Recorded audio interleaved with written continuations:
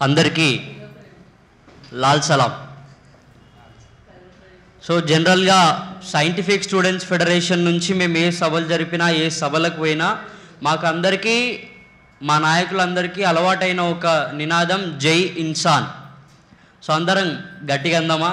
జై ఇన్సాన్, జై ఇన్సాన్. జై అంటే వర్ధిల్లాలి, ఇన్సాన్ అంటే హిందీలో మనిషి అని అర్థం. సో ఇప్పుడు మనం ఎన్ని భావాల గురించి మాట్లాడుకున్నా, భౌతికవాదం గురించి మాట్లాడుకున్నా, భావవాదం గురించి మాట్లాడుకున్నా, ఏ సిద్ధాంతాల గురించి మాట్లాడుకున్నా, మనలో మనం కొట్టుకున్నా కుమ్ములాడుకున్నా, ఏం చేసినా మనుషులే చేస్తారు. సో ఒక భావజాలం ఉండాలి, ఒక సిద్ధాంతం ఉండాలి అంటే ముందు మనిషి ఉండాలి. అన్నీ వర్ధిల్లుతాయి. మనిషి వర్ధిల్లితే అన్నీ వర్ధిల్లుతాయి. అందుకే ఎక్కడికి వెళ్ళినా కూడా జై ఇన్సాన్ అని చెప్పడం మాకు అదొక ఆనవాయితీ. సో అరుణోదయ సాంస్కృతిక సమాఖ్య అనే పేరు తెలియదు, కానీ నేను చిన్నప్పటి నుంచి విమలక్క గారి పాటలు మాత్రం వింటూ వచ్చిన. ఓ రోజు మా నాన్న ఆటో డ్రైవర్, మా నాన్న ఆటోలో స్పీకర్లు ఉండేటివి. ఆయన అప్పటికి తెలంగాణ మలిదశ ఉద్యమం ఉవ్వెత్తున కొనసాగుతుంది. అప్పుడు ఆయన గద్దర్ గారి పాటలు, గోరెడ్డి వెంకన్న పాటలు, అందరి పాటలు పెడుతూ వస్తుండే. అట్లా అది ఉంటుంది కదా టేప్ రికార్డ్, ఆటోలో ఉంటుంది. అది మారుస్తున్నప్పుడు ఒకసారి నల్ల రేగళ్ళ ఎర్ర కలువ పూలు పూసే మాయన్న అనో పాట వచ్చింది. ఆ పాటకి అడిక్ట్ అయిపోయినాం అట్లా. ఆ తర్వాత వీరుల సన్నిధి నేల శూరుల పెన్నిధి మాసిపోని గురుతులై స్మృతులగన్నది కాలగతులగన్నది. ఆ పాట మళ్ళీ నేను మా నాన్న ఆటోలో విన్న పాట ఈరోజు పొద్దున్న విన్నా. సో ఈ పాటలతో ఆవిడ పేరు తెలియదు, కానీ ఆమె గొంతు మాత్రం అందరికీ సుపరిచితం. సో అట్లా ఆమెకి అడిక్ట్ అయ్యి ఆ తర్వాత మా దగ్గర ఫోన్లు ఉండేవి కాదు. మా డాడీ దగ్గర ఒక లెనోవో ఫోన్ ఉండేది. ఆయన దగ్గర ఫోన్ గుంజుకొని అప్పటికి 3G, ఆ 3Gలోనే పాటలు దొరుకుతాయా అని చెప్పి సెర్చ్ చేస్తుండే. ఆ తర్వాత మెల్లగా 4G వరకు వచ్చిన తర్వాత మా డాడీ సామ్సంగ్ ఫోన్ ఉన్నాడు. ఆ ఫోన్లో ఇంకా ఎక్కడ దొరుకుతాయి ఈ పాటలు, ఎక్కడ వినొచ్చు అని చెప్పి ఈ పాటలన్నీ వింటూ ఆ క్రమంలోనే కాత్యాయని గారు రాసిన జార్జ్ రెడ్డి బుక్ చదివినుండే. పుస్తకాలు చదవడం అలవాటైంది. జీనా హైతో మర్నా సీఖో కదం కదం పర్ లడ్నా సీఖో అని. ఆ బుక్లో జార్జ్ రెడ్డి ప్రస్థానం గురించి చదువుతూ ఆ ప్రస్థానంలోనే కూర రాజన్న గురించి చదవడం, ఆ తర్వాత ఆ బుక్ అయిపోయిన తర్వాత ఒక్కొక్కరి గురించి ఇంకా వీళ్ళందరూ మన చుట్టే ఉన్నారు కదా అని చెప్పి నేను అంబేద్కర్ కాలేజ్లో చదువుకుంటున్నా, ఇంటర్ కూడా నాది అక్కడే. సో ఆ బుక్ చదివి బస్లో ట్రావెల్ చేస్తున్నప్పుడు బషీర్బాగ్ దగ్గర జార్జ్ రెడ్డి ఉన్న టైంలో అది జరిగింది. నారాయణగూడ YMCA దగ్గర జార్జ్ రెడ్డి ఉన్న టైంలో ఆ విషయం జరిగింది. సో అట్లా ఆ పుస్తకాన్ని చదివి అందులో జరిగిన మన జార్జ్ రెడ్డి తిరిగిన అన్నీ కూడా లైవ్గా దాన్ని ఎక్స్పీరియన్స్ చేస్తూ వచ్చినాం. సో ఆ తర్వాత అంబేద్కర్ కాలేజ్కి వచ్చిన తర్వాత SVK సుందరయ్య విజ్ఞాన కేంద్రం పక్కనే ఉంటుంది. పోతూ వస్తూ ఉంటాం, బస్ స్టాప్ కూడా అక్కడనే ఉంటుంది. కాబట్టి అక్కడ ఈ విప్లవ సాంస్కృతిక సభలు జరుగుతూనే ఉండేవి. అప్పుడు మొట్టమొదటిసారి విమలక్క గారిని అక్కడ చూసిన. అంబేద్కర్ కాలేజ్కి వచ్చిన తర్వాత ఓహో, విమలక్క అంటే విమలక్క ఒక్కది మాత్రమే కాదు, విమలక్క వెనుక మన అరుణోదయ సాంస్కృతిక సమాఖ్య అనే ఒక పెద్ద సమాజమే ఉంది. ఆ తర్వాత అక్కడి నుంచి నేను సైంటిఫిక్ స్టూడెంట్స్ ఫెడరేషన్కి వచ్చి అంచెలంచెలుగా ఒక చిన్న సాధారణ సభ్యుల నుంచి జనరల్ సెక్రటరీగా ఎదిగే క్రమంలో ఒక్కొక్కరిని కలుస్తున్నప్పుడు ఇంకా ఒక్కొక్కరు చెప్పేది, నేను అరుణోదయలో పనిచేసిన, విమలక్క మాకు ఇది నేర్పేది, నాకు ఆట నేర్పింది, నాకు పాట నేర్పింది అని. సో నేను జస్ట్ పాటలు విని ఒక గాయని అనుకున్నా, కాదు ఆమె ఒక నాయకురాలు. మహిళల్లో నేను ఇంతవరకు నాయకురాళ్ళు లేరనుకున్నా, కాదు నా ఊహ తప్పు, నా ఆలోచన తప్పు అని నేను అర్థం చేసుకున్నా, దాన్ని సరి చేసుకున్నా.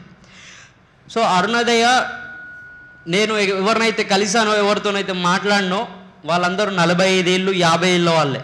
అరే అరుణోదయ మరి అప్పుడే ఉండేదేమో, ఆ తర్వాత ఇంకా ఆలోచన వచ్చింది, అప్పట్లో బాగా నడిచేదేమో, తర్వాత తగ్గిపోయింది అరుణోదయది, అంత లేదు అన్నీ ఇంకా ఈ విప్లవ ఉద్యమాలు అన్నంతే ముసలోళ్ళు ఉద్యమాలు అనుకున్నా. ఆ తర్వాత మళ్ళీ నేను నా సైంటిఫిక్ స్టూడెంట్స్ ఫెడరేషన్ని వ్యాప్తి చెందించడం కోసం గ్రామాలు తిరుగుతున్నప్పుడు తమ్ముడు నేను విప్లవోద్యమంలో పనిచేసిన, అరుణోదయ సాంస్కృతిక సమాఖ్యలో పనిచేసిన, ఇంకో నా కొడుకు కూడా ఇప్పుడు అరుణోదయలో ఉన్నాడు, నా తమ్ముడు కూడా అరుణోదయలో ఉన్నాడు అని చెప్పి వాళ్ళ ఫ్యామిలీ మొత్తం కుటుంబాలే ఉద్యమంలో నడుస్తూ అలా వెళ్ళిపోయినాయి. అరే నేను ఇంకోసారి మళ్ళీ తప్పుగా ఆలోచించిన అనిపించింది. చిన్న పిల్లలు కూడా అరుణోదయలో ఎర్ర జెండా పట్టుకొని కాలికి గజ్జె కట్టుకొని సంఖ్యన డప్పును వేసుకొని డప్పు కొట్టుకుంటూ లాల్ సలాం లాల్ సలాం లాల్ సలాం సలాం లాల్ సలాం సలాం అని పాటలు పాడుతుంటే ఆలోచన తప్పనిపించింది. సో అరుణోదయ అనేది 1974లో పురుడు పోసుకున్నా, అది ఇప్పటికీ నేను దాన్ని ఒక వృద్ధ సంఘం అనుకున్నా, అది ఎప్పటికీ ఒక యవ్వన సంఘమే సమాఖ్య. అండ్ అవకాశం ఇస్తే ఇందాక ఆదివాసీల గురించి మాట్లాడిర్రు. నేను ఒక గిరిజన కుటుంబానికి సంబంధించినోను. సో నాకు తెలుసు, బయటికి వచ్చి సంఘంలో పనిచేస్తున్న, సమాజంలో ఒక బాధ్యత గల పొజిషన్లో నేను ఇప్పుడున్నా కాబట్టి గమనిస్తున్నా, పరిశీలిస్తూ వస్తున్నా. మాదొక బంజారా కుటుంబం. బంజారాలు ఇవన్నీ అసలు మా సంస్కృతిలో పెళ్ళిళ్ళు జరిగేటప్పుడు బ్రాహ్మణుల ఇన్వాల్వ్మెంట్ ఉండదు. బ్రాహ్మణులు లేకుండా పెళ్ళిళ్ళే జరుగుతాయి. మా బ్రాహ్మణులు లేని పెళ్ళిలే. ఇప్పుడే కొత్తగా స్టేజ్ మ్యారేజీలు, తర్వాత దండల పెళ్ళిళ్ళని వస్తున్నాయి. మా దగ్గర దండల పెళ్ళిళ్ళు మాత్రమే ఉండే మా తండాల్లో. కానీ ఇప్పుడు మా సంస్కృతి మొత్తం చేంజ్ అయిపోయింది.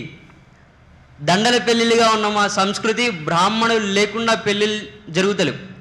సో మా సంస్కృతిలో బ్రాహ్మణులు వచ్చారు. మా సంస్కృతి మొత్తం బ్రాహ్మణీకరణ చెందబడింది. మా సంస్కృతి చెడిపోయిందని చెప్తున్నా. సో మా బంజారా సంస్కృతే కాదు, మా బంజారా సమాజమే కాదు, గిరిజన సంస్కృతులన్నీ, అన్ని గిరిజన కులాలు, గిరిజన తెగలు కూడా ఈరోజు బ్రాహ్మణులు లేకుండా ఏ కార్యక్రమాలు కూడా చేసుకోలేని పరిస్థితిలో ఉన్నాయి.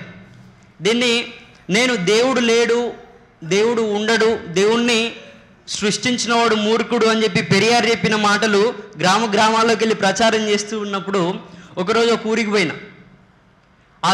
ఒక అన్న వచ్చిండు, తమ్ముడు నువ్వు బాగా మాట్లాడుతావు తమ్ముడు, నీ మాటలు విందామని వచ్చిన తమ్ముడు, నేను కూడా సైంటిఫిక్ స్టూడెంట్స్ ఫెడరేషన్లో అప్పుడు పనిచేసిన తమ్ముడు అన్నాడు.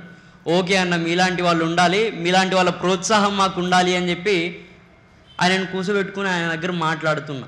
సో ఇట్లనే 10 మందిని కూర్చున్నాము. నో గాడ్ అని గట్టిగా స్లోగన్స్ ఇస్తున్నప్పుడు ఆయన్ని ముందు నో గాడ్ అన్నాడు. అయిపోయిన తర్వాత తమ్ముడు రేపు పొద్దున్న మేము కొత్త ఇల్లు కట్టుకున్నాము, గృహప్రవేశానికి సత్యనారాయణ వ్రతం చేస్తున్నాము, తప్పకుండా రావాలి తమ్ముడు అని. సో ఇట్లా నేర్చుకున్న భావాలు, మనం ఫాలో అయ్యే భావాలు, ఈ భావజాలు సెమినార్లు ఎన్ని కండక్ట్ చేసినా, ఎన్ని విన్నా, అటెండెన్స్లు పడ్డా సెమినార్లలో, ఈ మీటింగ్లలో, ఫుడ్ దగ్గర తినడానికి వస్తారు, చూస్తారు, వెళ్ళిపోతారు, టైంపాస్ అవుతుంది, పాటలు వింటారు, బాగానే ఉంది. దాన్ని ఆచరించకపోవడమే మన తప్పు, ఆ ఆచరణలో పెట్టకపోవడమే మన తప్పు. అట్లా పెట్టట్లేరు కూడా చాలామంది. ఇప్పటికీ పెద్ద వాళ్ళు మేము అన్ని సంవత్సరాలు విప్లవోద్యమంలో పనిచేస్తున్నాము, ఇన్ని సంవత్సరాలు అసలు విప్లవోద్యమం ఏం నేర్పింది అని చెప్పి ఒక్కోసారి ఆశ్చర్యం వేస్తుంది. కొందరిని చూస్తే వీళ్ళలాగా బతకాలి అనిపిస్తుంది, ఇంకొందరిని చూస్తే ఎందుకు బతికిర్రా వీళ్ళు, విప్లవోద్యమం పేరు చెప్పుకుని పబ్బం గడుపుకున్న వాళ్ళు కదా వీళ్ళు అనిపిస్తుంది. ఒక CITVలో పనిచేసే ఒక పెద్ద ఆయన మా అందరిని కూర్చోబెట్టుకొని ఇట్లా పనిచేయాలి, విప్లవం అంటే ఇది, విప్లవం అంటే మంచి మార్పు అని చెప్పిండు. వాళ్ళ కొడుకు పెళ్ళి చేసేటప్పుడు వాళ్ళ కొడుకే చెప్పలేడు ఆయన. వాళ్ళ కొడుకుకి విప్లవోద్యమం తెలియదు, విప్లవం తెలియదు, ఎర్ర జెండా తెలియదు, కమ్యూనిజం తెలియదు, మార్క్సిజం తెలియదు, సోషలిజం తెలియదు, ఏం తెలియదు. కానీ ఆయన మాత్రం పెద్ద నాయకుడు CITలో. ఆయన వచ్చి ఇట్లా పెళ్ళికి పిలిచిండు, పెళ్ళి గురించి మాట్లాడుకుంటారు కదా. అప్పుడు మాట్లాడుకునేటప్పుడు మేము వరకట్నాలకు విరుద్ధం అండి అన్నాడు. అమ్మ చాలా గొప్ప స్ఫూర్తిని నేర్పిండు పిల్లలకి అన్నాడు. అనుకున్నాం అందరం, కానీ బహుమానం మాత్రం తీసుకుంటామంట. కట్నాలు వద్దు కానీ బహుమతులు కావాలి. కట్నం వద్దన్నాడు. ఓ పెద్ద ఏదో గొప్ప పని చేసినట్టు ప్రచారం చేసుకున్నాడు. కాకపోతే ఆ పిల్ల తండ్రిని పోయి అడిగితే గిఫ్ట్ కావాలన్నారు. బాబు ఒక కారు కొనిచ్చిన, ఒక 3 లక్షల కట్నం ఇచ్చిన అన్నాడు. వీళ్ళదో స్ఫూర్తి, వీళ్ళదో సిద్ధాంతం, వీళ్ళు మనుషులు, వీళ్ళు నాయకులు అనిపించింది అప్పుడు. సో అందుకే మాలాంటి వాళ్ళకి ఏమనిపిస్తుంది అంటే, ఎస్ చాలామంది మేము మాటల ద్వారానే ప్రభావితం కావచ్చు, కానీ మేము కూడా బయటకు వచ్చి సంఘంలో సమాజంలో పనిచేయాలి అంటే మీరు నడిచే నడవడికి కూడా మాకు ఇంపార్టెంట్. దాన్ని చూసే మేము నేర్చుకుంటాం. చిన్నపిల్లలు మాటలు చెప్తే నేర్చుకోరు, నడువురా నడువురా నడువురా అంటే చేయబట్టి నడిపిస్తేనే వాళ్ళు నడవడం నేర్చుకుంటారు, నడక నేర్చుకుంటారు, నడవడిక నేర్చుకుంటారు. సో అది ఈ నేను చూసినంత వరకు సమాజంలో ఇలాంటిది కొనసాగుతుంది. స్ఫూర్తి స్ఫూర్తి స్ఫూర్తి అంటారు, స్ఫూర్తిని మొత్తం మూసిలో కలిపేస్తారు, వాళ్ళు దాన్ని ఆచరించరు, ఆచరణ ఉండదు. సో మాటల కంటే ఆచరించడం గొప్ప.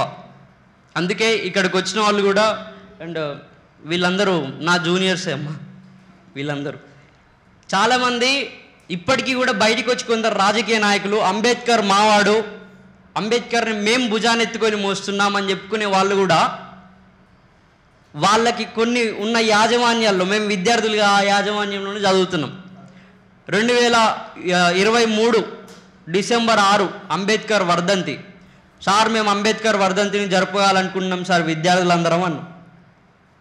అంబేద్కర్ చాలా గొప్పవాడయ్యా, ఉండాలి.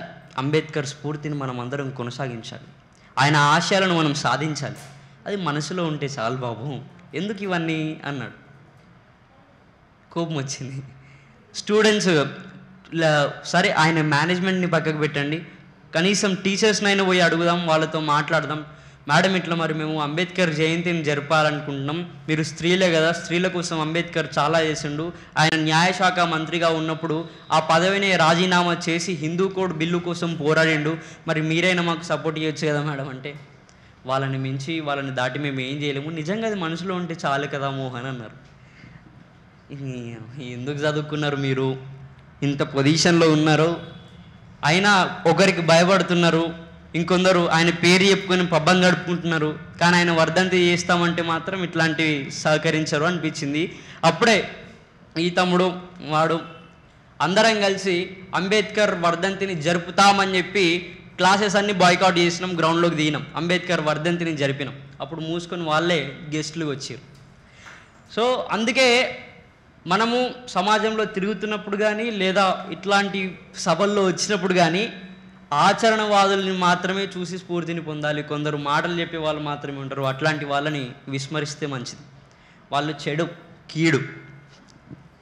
సో ఈ అవకాశాన్ని ఇచ్చిన, నిజానికి నేను సందేశం ఇద్దామని రాలేదు, సందేశం ఇచ్చేంత పెద్దోన్ని కాదు, చాలామంది పెద్దవాళ్ళు మాట్లాడారు, ఒక సూచన మాత్రం చేస్తా. ఇప్పుడు ఇది జనరేషన్ జెడ్, 90s పోయింది, 2Ks పోయింది, ఇప్పుడు 2025కి వచ్చినాం, ఇది జనరేషన్ జెడ్. ఇట్లా ఆఫ్లైన్ సభలు నడుస్తలేవు, ఉద్యమకారులు కూడా ఆన్లైన్ అయిపోయారు, ఆన్లైన్లోనే వాట్సాప్ స్టేటస్లోనే ఉద్యమాలు చేస్తున్నారు, వాట్సాప్ గ్రూపులనే ఉద్యమాలు నడుస్తున్నాయి. సో ఈ తరుణంలో ఈ ఉద్యమం ఎవరైతే దేనికైతే సామ్రాజ్యవాదానికి, పెట్టుబడిదారీ వర్గానికి, పెట్టుబడిదారీ ఆ సిద్ధాంతానికి వ్యతిరేకంగా మనం పనిచేస్తున్నామో ఆ పెట్టుబడిదారీ వర్గం చాలా బలంగా తయారైంది. తలెత్తుకొని నిలబడాలనే మనమే తల దించుకొని సెల్ ఫోన్ చూడాల్సి వస్తుంది. వాడు ఆ స్థాయికి మనల్ని తెచ్చిండు. సో వాడు ఈ సాంస్కృతిక ఉద్యమాన్ని సాంకేతిక విప్లవంతో రూపుమాపాలని చూసినా ఆ సాంకేతికతనే మనం మరో ప్రత్యామ్నాయ యుద్ధ మార్గంగా ఎంచుకోవాలనేది నా సూచన, నా అభిప్రాయం. సూచన కూడా కాదు, అభిప్రాయం. ఆ ఉద్యమాలు కూడా డిజిటలైజ్ కావాలి. ఎంతసేపు మనం హైదరాబాద్ దాటి తర్వాత ఈ ఆంధ్ర తెలంగాణనే కాదు, కర్ణాటక పోవాలి, ఒరిస్సా పోవాలి, అండ్ మన ఈ దక్షిణ భారతదేశాన్ని కొంతసేపు పక్కకు పెడితే మనం చాలా చైతన్యవంతమైన ప్రాంతం దక్షిణ భారతదేశం. ఇప్పటికీ నార్త్ ఇండియాలో చాలా చాలా చాలా దారుణమైన మూఢనమ్మకాలు ఉన్నాయి. మనకంటే ఎక్కువ పాపులేషను జనాభా నార్త్ ఇండియాలోనే ఉంటుంది. వాళ్ళు ఏదో పెద్ద పనిమంతులని కాదు, వాళ్ళకి ఆ మూఢత్వంలో వాళ్ళు ఇంకా జీవిస్తున్నారు. మన దగ్గర ఉన్నంత మంది సంఘ సంస్కర్తలు వాళ్ళ దగ్గర లేరు. వీళ్ళ మీద చెప్పొచ్చు ఎవరు మూఢనమ్మకాలకు వ్యతిరేకంగా పోరాడిరు అంటే, కాంశీరామ్ పెరియార్ మేళా జరిపిండు, ఇప్పుడు వామన్ మేశ్రం కొట్లాడుతున్నాడు, లేదా మాయావతి కొట్లాడుతుంది అని చెప్తారు, కానీ అంతకుమించి లేదు. మన దగ్గర ఎంఎం కల్బుర్గి, నరేంద్ర దబోల్కర్, తర్వాత పెరియార్ ఇవి రామస్వామి, ఇట్లా ఎందరో పేర్లు మనం చెప్పొచ్చు. కానీ నార్త్ ఇండియాలో లేరు. ఈ సాంస్కృతిక విప్లవం మాట కంటే పాట చాలా గొప్పది. ఈ సాంస్కృతిక విప్లవం నార్త్ ఇండియాకు కూడా చేరాలనేది నా ఆశ. అక్కడికి చేరితే ఇంకా ఇంకా మూఢత్వంలో, అంధత్వంలో, అంధకారంలో, చీకట్లో బతుకుతున్న సమాజాన్ని వెలుగు వైపుకి నడిపించాల్సిన బాధ్యత మనది. ప్రాంతం వేరైనా మనం ఈ భేషజాలు పక్కకు పెట్టి మూఢత్వంలో ఎక్కడ బతికినా ఈ విప్లవానికి స్ఫూర్తినిచ్చినటువంటి చేగువేరా కూడా అర్జెంటీనాలో పుట్టి క్యూబా స్వాతంత్రం కోసం కొట్లాడాడు. ఆయనకి ఆస్తమా ఉన్నా ఆయన ఒక వైద్యుడు. నేను వైద్యం చేయాల్సింది వ్యక్తులకే కాదు వ్యవస్థకు కూడా అని చెప్పి క్యూబా పోయిండు, అక్కడ కొట్లాడిండు. ఫిడెల్ కాస్ట్రోతో కలిసి క్యూబాకి స్వాతంత్రం తీసుకొచ్చిండు. మనం దక్షిణ భారతదేశం నుంచి ఉత్తర భారతదేశానికి పోదాం, అక్కడున్న మూఢత్వాన్ని పారదొరుదాం. అక్కడ నుంచి చాలామంది రాజకీయ నాయకులు వస్తారు, సాంస్కృతిక ఉద్యమాలు అక్కడ నడుస్తలు. అక్కడ ఇంకా ప్రజలు అంధత్వంలో, మూఢత్వంలో బతుకుతున్నారు. సో ఈ విషయాల్ని పంచుకోవడానికి నాకు అవకాశం ఇచ్చినటువంటి అరుణోదయ సాంస్కృతిక సమాఖ్య కమిటీకి, అట్లనే అమ్మ విమలక్క గారికి కృతజ్ఞతలు తెలుపుకుంటూ జై ఇన్సాన్. ఒక్కసారి విప్లవం చాలా గట్టిది, విప్లవం చాలా గొప్పది, దాన్ని ప్రచారం చేస్తున్న గొంతులు కూడా గట్టిగా కావాలి.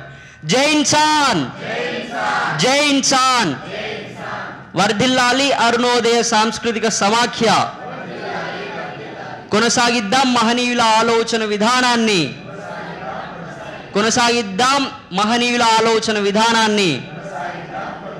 Thank you very much.